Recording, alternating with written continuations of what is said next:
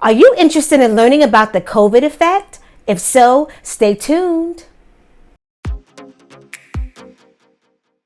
My name is Kim Smith of WKIM TV, and we are embarking upon a 7-part series titled The COVID Effect. You may be asking, what is the COVID effect? It's how society has changed as a result of the COVID-19 pandemic.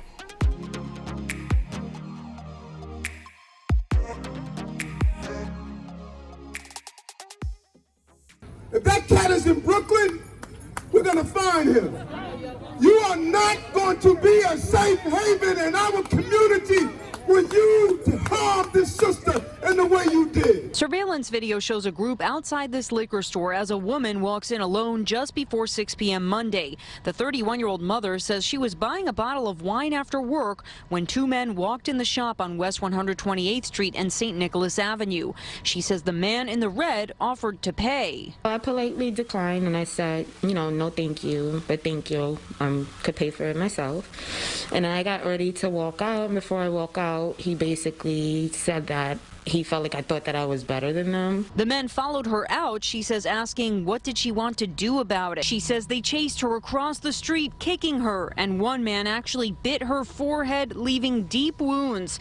She says he tried to bite her eye out. 2 weeks after the Harlem brutal assault, one of the alleged attackers, Tyrone Cooper, was apprehended by Brooklyn patrol officers of the 67th Precinct after responding to a domestic violence radio run, according to a Twitter post by Chief of Detectives Rodney Harrison. As the community awaits further arrests, it's crucial that we have the discussion about the increase in crime and particularly the increase in violence against women during COVID.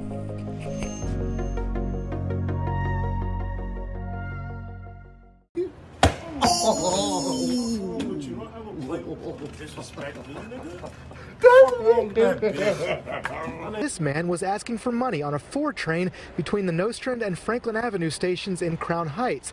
That's when suddenly and randomly the man attacked. And he was just beating me, punching me.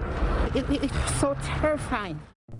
During the summer of 2020 in New York City, crime escalated to the point where a 1-year-old was shot and killed at a cookout. Barbecue grill, cans of soda, a baby carriage. This was a neighborhood cookout until two men walked up Marcus Garvey Boulevard, opening fire. More than a dozen bullets sprayed the crowd. When the shooting stopped, a 1-year-old child was killed. From summer of 2020 to winter of 2021, New York City crime has become even more brazen. A high-end heist in the heart of Soho. Police say the thieves didn't pretend to be shoppers. 4 men busting into the Chanel store on Tuesday and raiding the place of designer goods by the fistful. These criminals are capitalizing off of wearing these face masks, so it's extremely difficult for us to identify who these individuals are.